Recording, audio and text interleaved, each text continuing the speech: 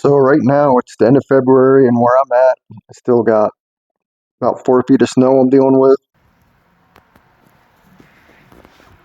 But spring will be right around the corner, and it's time to start thinking of taking my new hobby of making things in the shop and maybe trying to sell a little bit. So these are the first of several designs I have lined up. So these are 8-sided planter boxes. This one will hold. There's no bottom on this one, so basically I'm going to put a 5-gallon bucket. This one, it's a little higher. I had elevated feet. My wife kind of likes this look, and there is a bottom on this one. It's about 12 inches down. So what I like about this design is I made it so there's no seams, and all the nails are from the inside. The only nails will be for your top trim. Those can easily be covered up with some wood filler, or I basically put some glue and let it tack up a minute, and then I had to sand the top anyway. That kind of fills all the voids. The key takeaway is these legs and how they're put together, and it makes this really a strong planter box.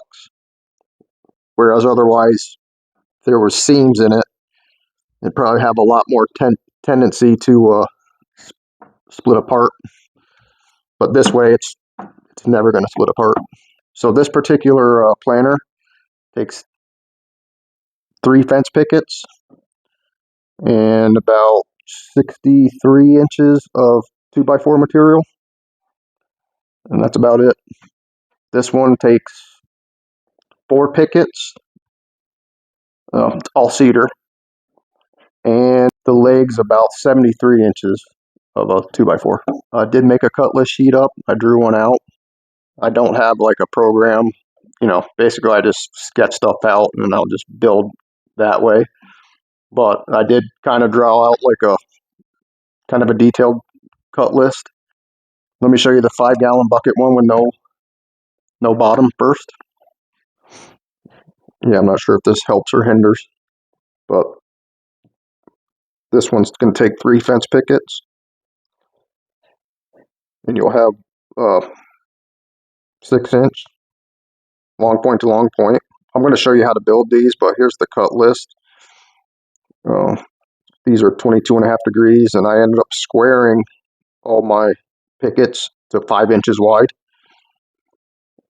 And then this here is the trim, the top trim. Then you'll have some of this third picket left over. The trim I'm doing 1 3/4 inches wide. And these are the legs. I have a 2x4, but I'm using a 2x4 or 2x10. But I'll show you why, just because I bought 2 12-footers, just so I can make a bunch of different types of legs. Just let me know if this helps or hinders. It takes a little bit to draw these up, so if it's worth it, I'll keep doing them. So I want to show you what I'm using for the legs for this planter. I'm using 2x pressure treated material. I went to the big box store, went to the bargain cart, and got 2x10 by 12 foot. 2 of them. I got them both for half off. Normally they're $23, so I got basically 2 for $23. There is some cupping and some bowing.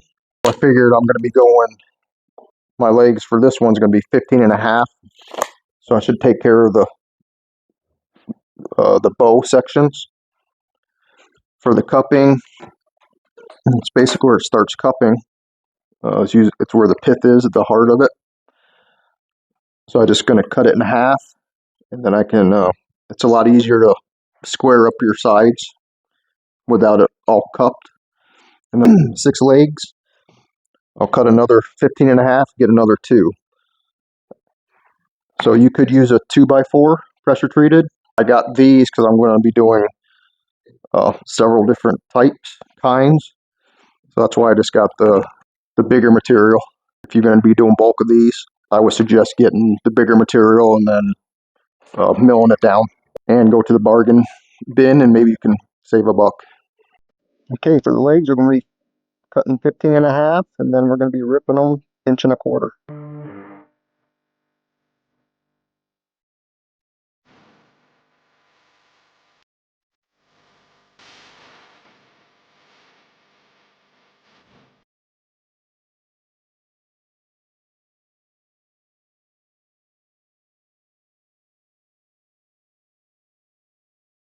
I'll spline the center, about 3/4.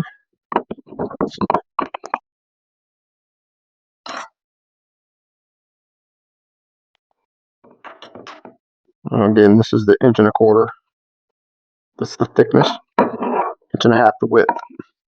We'll set the blade so it goes halfway, and then we'll turn it around and go the other way. Now you're going to want to set your blade at 22.5 degrees.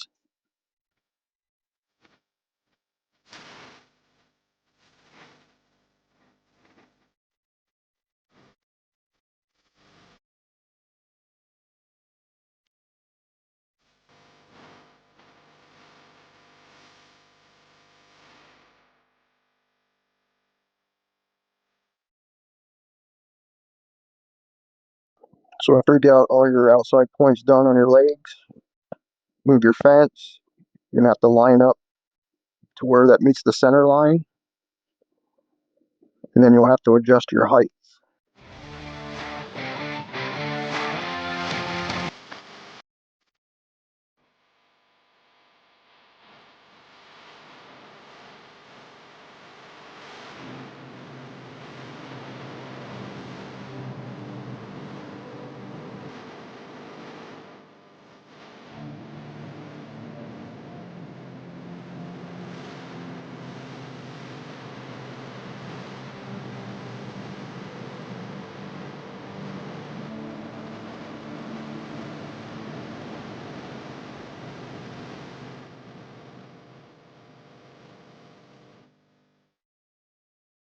Okay, so I'm now going to stain these legs. I'm going to be doing a black solid stain.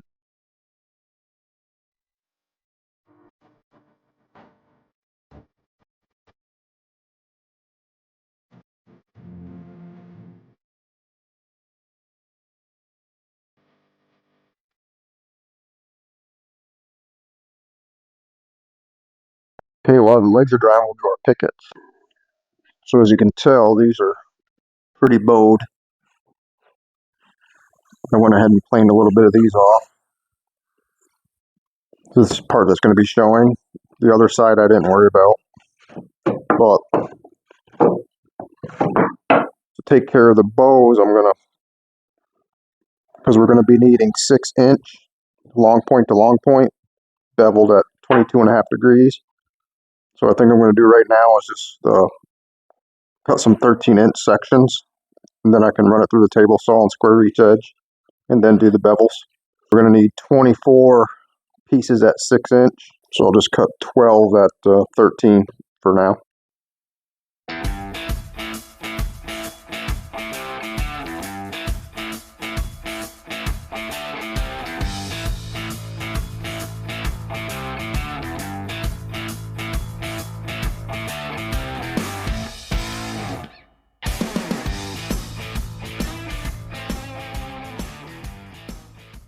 Now we want to make the shiplap grooves.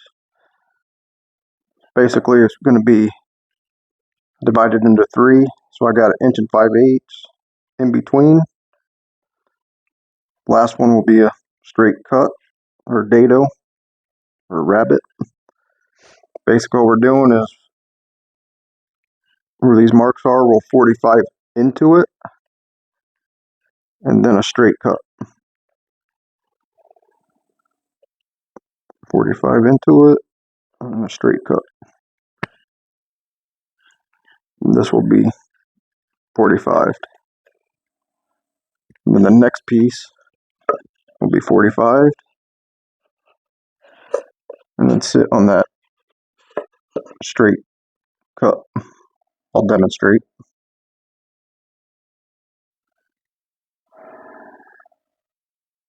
Now we'll move them over 45 and start the 45 and end up here.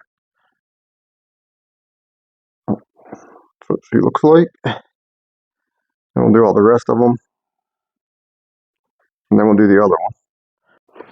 Now doing this part is optional. I'm going to be doing a few like this, and then I'm going to be doing some smooth. If you're making these to sell, stage up a couple like this, charge a little bit more, do some smooth, a little smaller price. Okay, 45s are done. So we'll straighten out our blade to 90, and then come in about the same depth to all of them, including the last one.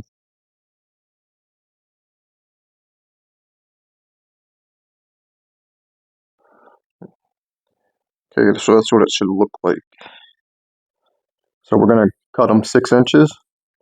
This is the outside, so it'd be long point to long point, 6 inches at a 22.5 degree. I'm going to use my crosscut sled, but you can use a chop saw.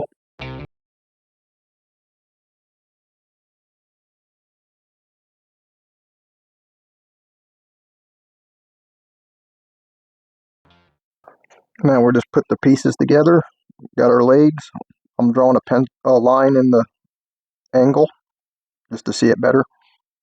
Using Type Bond 3, and I'm brad nailing them. I'm doing 4 sections, and then I'll join each section with more panels. You'll see.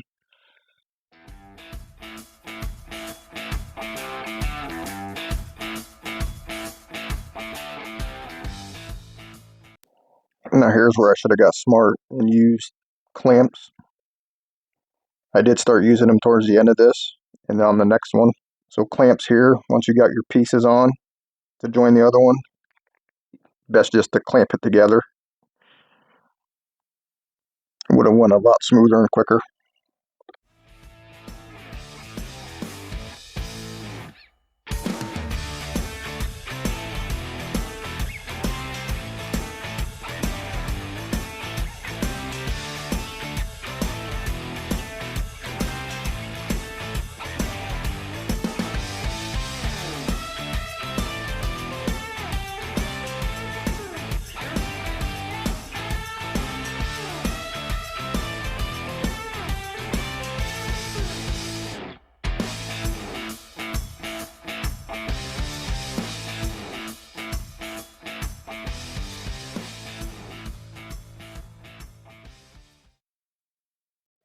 Now I would suggest once you get your width measurement, just add a 1/4 inch, just so you have play on both sides. This makes it easier when you're lining things up. You might have a little bit of lip on the inside and a little bit of lip on the outside. Point to point on the outside, about an average of 6 3/4, so add an 1/8. So long point to long point, 6 7/8. These will be at 22.5 degrees. Need 8 of them. Set at 22.5. What you do is flip it. Measure 6 7/8. Long point. What you do is line it up, and then put a stop block over here.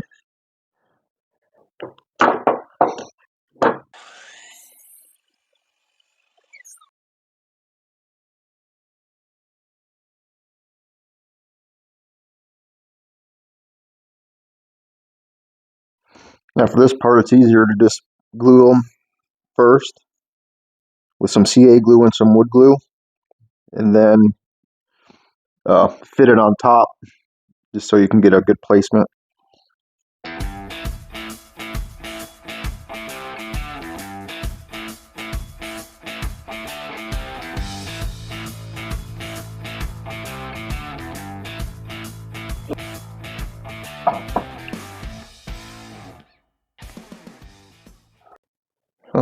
So now we're just going to glue it and brad nail it. And I wouldn't have 45 those top pickets. Just gives it more nailing surface without that 45. And I wouldn't have pre-stained this top trim, because I'm just going to sand it, fill the holes, and then restain it. So pre-staining those was pointless. Okay, let's show you the taller planter real quick, which is basically I'm just going to show you to do the bottom. And the only difference is that legs are taller, pickets are a little wider, 6.5 inch point to point. Top trim's a little longer, 7 3/8 point to point. For the supports, I'm going to measure up from the top. Measure 12 inches. Measure each corner.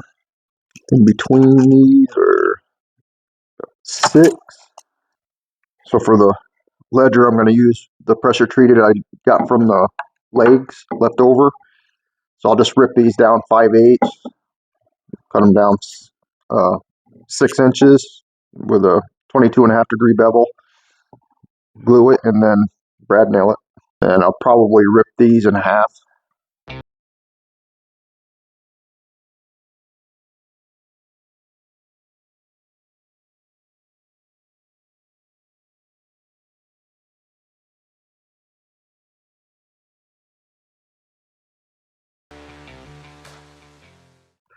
All we gotta do is measure up. It's like 14 and 5/8. What I'm gonna do is I'll put one across, I'll leave a gap, and then we'll cut the angles for the other one.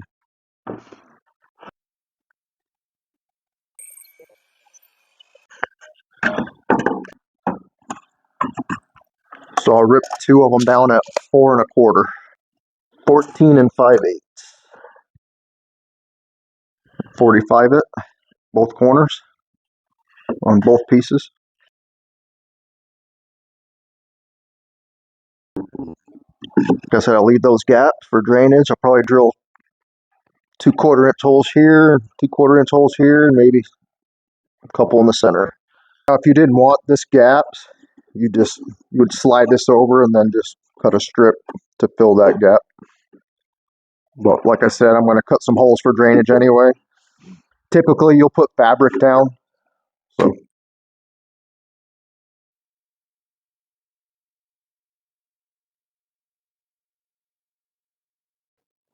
well, we got 4 feet of snow out here, so I had to use our inside plants. But I think that these have a nice little elegant look. Just going to add to your arsenal of planters if you want to sell, or just make them for yourself. So I have several more designs coming down the pike, so I can get a portfolio going before our planter season starts. So if it's something you're interested in, stay tuned, and thank you for watching. Hope you enjoyed.